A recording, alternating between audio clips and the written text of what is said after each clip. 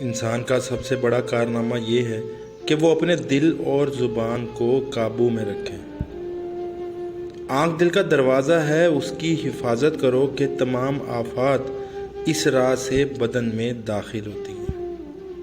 اپنے دل کا غم اپنے دل میں رکھو، لوگ سنیں گے تو ہنسی اڑائیں گے اور غم کوئی نہ جانے گا۔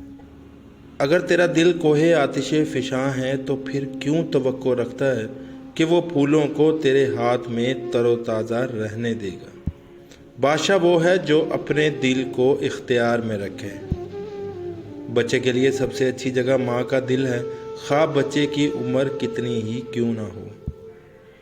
تاریخ انسان کے لیے دل کی ترجمان ہے۔ تیرا کلام بتا دے گا کہ تیرے دل میں کیا ہے۔ جس دل میں غم نہ ہو وہ بگڑ جائے گا، جیسا کہ گھر اگر اس میں رہائشی نہ ہو تو بگڑ جاتا ہے۔ دل ایک ایسی چیز ہے جو ہر امیر کے پہلو میں نہیں ہوتا۔ دل آنکھ کے تابع ہے، آنکھ کے بگڑ جانے کے بعد دل کی حفاظت مشکل ہے، اور دل کے بگڑ جانے کے بعد شرمگاہ کی حفاظت مشکل تر ہے۔ دل کی بیماری سے بڑھ کر کوئی بھی بیماری نہیں۔ دلوں کو فتح کرنے کے لیے تلواروں کی نہیں بلکہ عمل کی ضرورت ہوتی ہے۔ دلوں کی تعلیم میں منٹوں اور لمحوں کے اندر انقلاب آ جاتا ہے، اسی کے انقلاب سے دنیا کے انقلاب وابستہ ہیں۔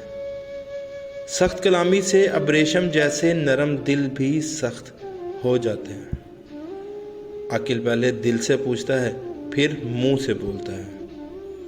کس قدر اندھا ہے وہ شخص جو اپنی جیب سے دوسروں کا دل خریدتا ہے۔ کسی کا دل نہ دکھا کہ تو بھی دل رکھتا ہے۔ لوگوں کے دلوں میں خوشی کا کمل کھلانا ہزاروں زیارتوں سے افضل ہے۔ محبت دل کے صحرا میں ایک سبز و شاداب قطع زمین ہے جہاں فکر کے قافلے نہیں پہنچ سکتے۔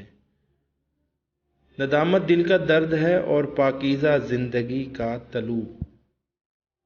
ہر وہ دل جس میں خوف خدا نہیں ہے وہاں ویرانہ ہے۔